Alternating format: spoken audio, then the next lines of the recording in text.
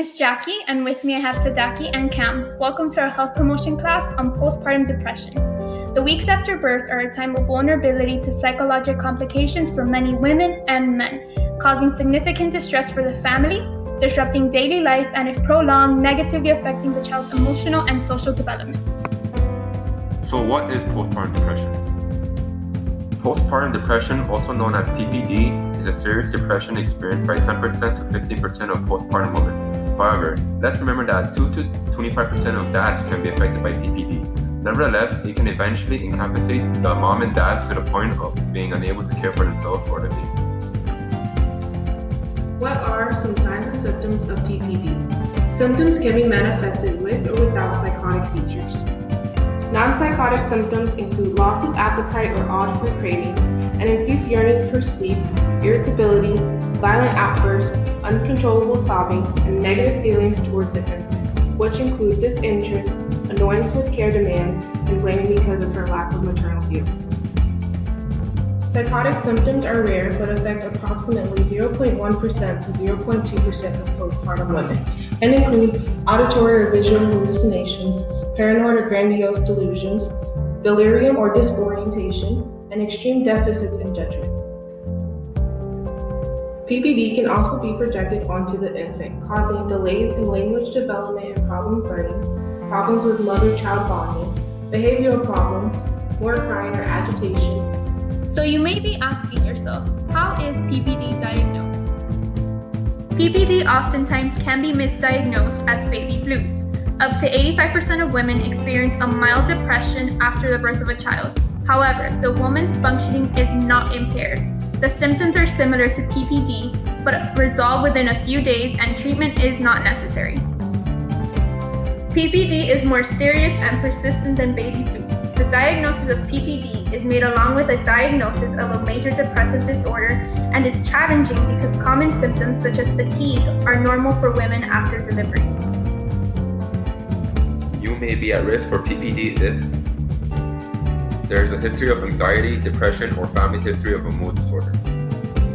Did not plan the pregnancy or have the baby at a younger age. If you are unmarried, lack social support, socio-economic deprivation, have a lower education, substance abuse, and domestic violence. Having a preterm, low birth weight, and an ill neonate are also associated with higher rates of PPD. Women are not alone in their experience of PPD. New fathers may have PPD as well. The best predictor of paternal depression is having a partner with PPD. Unfortunately, there is not much awareness surrounding postpartum depression in men because it is not as common as PPD in women. The condition often goes undiagnosed and untreated.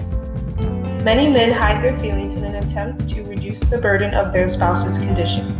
Men may also feel ashamed of and confused by their postpartum symptoms. Therefore, they are reluctant to seek medical help.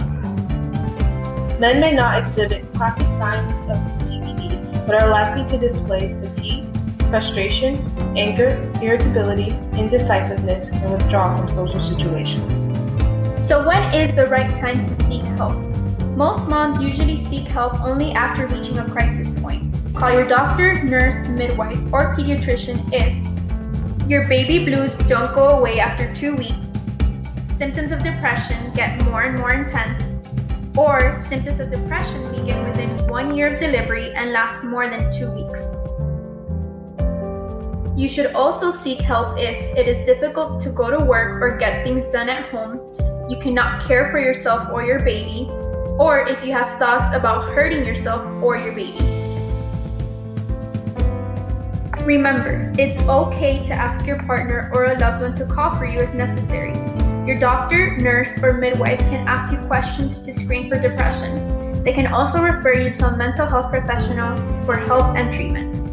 Experts believe that because there is no definite way of knowing how a woman's body will respond to childbirth, we cannot say that there is a specific prevention for postpartum depression.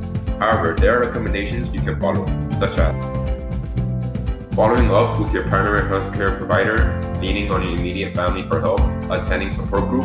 Suggestions for partners of women with PPD include helping with everyday tasks and their routines and just being with her, sitting quietly and demonstrating concerns and compassion. Thank you so much for attending our class. Remember, the most important thing to do is to seek help.